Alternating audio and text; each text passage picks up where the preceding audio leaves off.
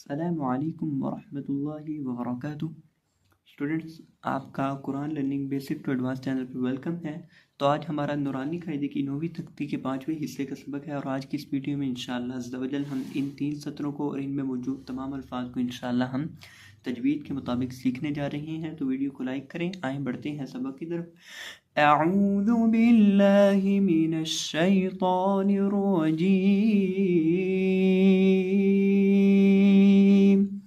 बिस्मिल्लाहिर्रहमानिर्रहीम। तो दबर तो, आइन दबर अलिफ आ, तो मीम दो देर मिन, तो मिन। तो दबर तो, आइन दबर अलिफ आ, तो मीम दो देर मिन, तो मिन। अब यहाँ ये जो हमारे पास पहला लफ्ज़ है इसके अंदर हमारे पास है तो, आइन, अलिफ और मीम, 4 लफ्ज़ हैं, 4 हरफ हैं। ये जो पहला हरफ है तो, अब इसको हमने कैसे पढ़ना है? इसको हमने मोटा करके पढ़ना है क्योंकि ये हरूफ़े मुस्तालिया में से है, मोटे हरूफ में से है, इसलिए हम यहाँ इसको मोटा करके पढ़ेंगे। तो इसके अंदर हमने पढ़ना है तो, तो, तो, ता नहीं, तामिन नहीं, तामिन। और इसी तरह इसके बाद है हमारे पास आइन। अब इसको आइन को हमने किस तरह पढ़ना है? आइन को हमने बीच हलक से अदा करना है, यानी हलक के दरमियान से अदा करना है। तो ये इसका मखरज है, निकलने की जगह को कहते हैं मखरज। इसका मतलब पढ़ने का तरीकाकार है।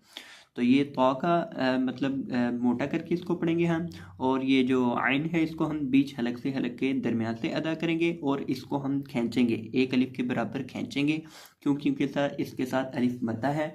और अलिफ जिस भी हरफ के साथ आए, ये बात अपने जहन में बिठाएं, अलिफ जिस हरफ के साथ भी आए उसको लंबा करके पढ़ा जाता है। अलिफ, वाव या जिस हरफ के साथ आ जाए हमेशा उसको लंबा किया जाता है। तो आइन को लंबा करेंगे तो आमिन, तामिन। और वक़फ़ की सूरत में मीम को जज़म देंगे, साकिन करेंगे। ताम, ताम। आइन दबर आ, ज़ाल दबर अलिफ ज़ा, आज़ा। बा दो पेशपुन, आज़ाबुन। आइन दबर आ, ज़ाल दबर अलिफ ज़ा, आज़ा। बा दो पेशपुन, आज़ाबुन। अब इस लफ्ज़ के अंदर भी हमारे पास 4 हरफ हैं, आइन, ज़ाल, अलिफ और बा। आइन को तो हलक के दरमियान से ही अदा करेंगे और ज़ाल को हम नरमी के साथ पढ़ेंगे। ज़ाल नरम हरूफ में से है, इसलिए ज़ाल को हम नरमी के साथ पढ़ेंगे और इसको एक अलिफ के बराबर खींच के पढ़ेंगे। क्यों? क्योंकि इसके साथ अलिफ है।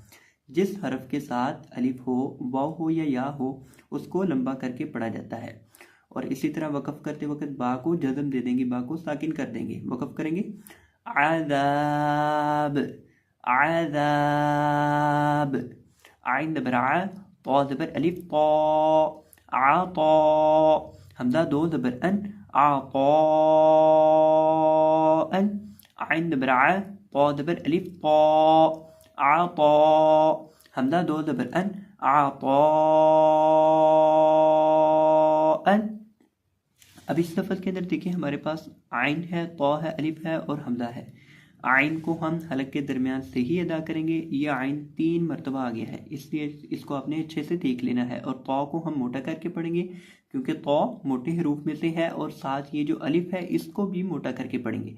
अलिफ को अब क्यों मोटा करना है? अलिफ तो मोटे हरूफ में से है नहीं। जी बिल्कुल इसी तरह ही है, अलिफ मोटे हरूफ में से नहीं है, लेकिन जब अलिफ मोटे हरूफ के बाद आए तो उसको मोटा करके पढ़ा जाता है। अलिफ बरीक हरफ के बाद हो तो उसको बरीक पढ़ा जाता है, अलिफ मोटे हरूफ के बाद हो तो उसको मोटा पढ़ा जाता है। अब यहाँ अलिफ मोटे हरफ के बाद है तो अलिफ को मोटा पढ़ेंगे, आतौअन। और वक़फ़ करेंगे आतौअ, यानी हमला के ऊपर 2 ज़बर की जो तनवीन है, एक ज़बर को हम ख़त्म कर देंगे और एक ज़बर बाकी रह जाएगी, और साथ इसको एक अलिफ के बराबर लंबा करके पढ़ेंगे, जिस तरह हम 2 ज़बर के ऊपर वक़फ़ करते हैं। गौन पेश गू, सा ज़बर अलिफ सा, गुसा। हमजा दो ज़बर अन, गुसा अन। गौन पेश गू, सा ज़बर अलिफ सा, गुसा। हमजा दो ज़बर अन, गुसा अन। अब इस लफ्ज़ के अंदर भी हम ता को 3 अलिफ के बराबर खींच के पढ़ेंगे। देखें यहाँ भी हमने क़ा को 3 अलिफ के बराबर खींचना है और यहाँ भी हमने सा को 3 अलिफ के बराबर खींचना है, क्योंकि यहाँ ये जो मद है ये मोटी मद है, इसको मद्दे लाजिम बोलते हैं, मद्दे वाजिब बोलते हैं, और इसको 3 अलिफ के बराबर लंबा पढ़ते हैं, यानी इसको आम मिकदार से ज़्यादा लंबा करना है। और इसी तरह गौइन को इस लफ्ज़ के अंदर हम मोटा पढ़ेंगे क्योंकि गौइन मोटे हरूफ में से है, और सा को नरमी के साथ पढ़ेंगे और साथ इसको 3 अलिफ के बराबर खींच के पढ़ेंगे, और वक़फ़ सेम टू सेम पिछले हरफ की तरह होगा। वो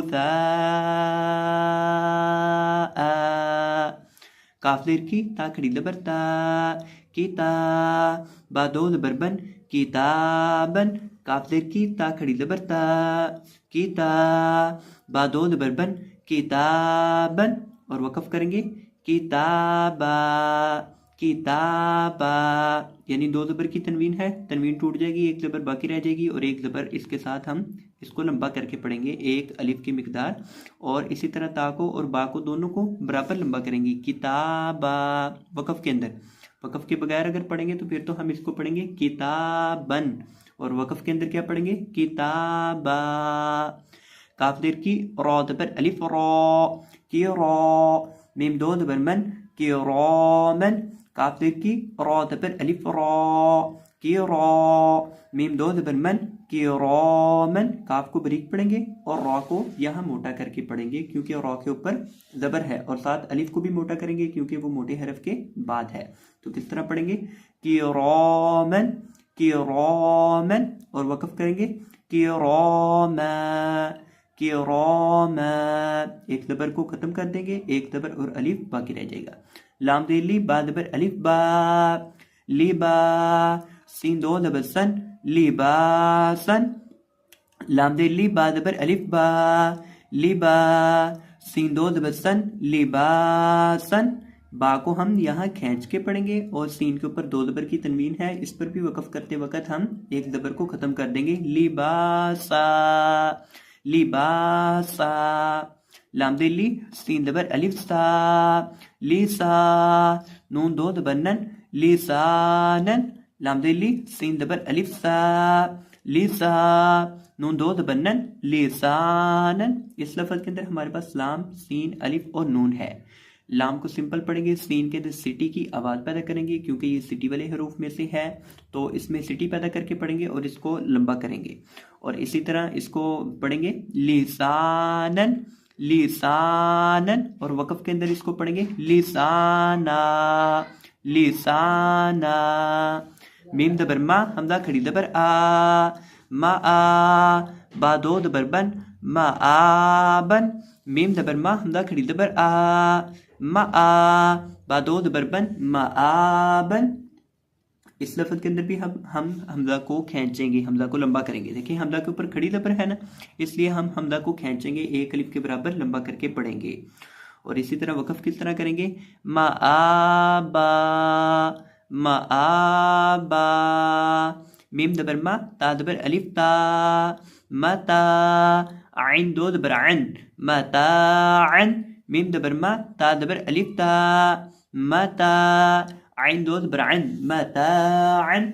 अक्सर तलबा एक गलती करते हैं कि वो ये अलिफ मद्दा जो है इसको बहुत ज़्यादा लंबा करके पढ़ देते हैं, मताअन इस तरह करके पढ़ देते हैं, तो ये ठीक नहीं है, इस चीज़ से बचना है आपने।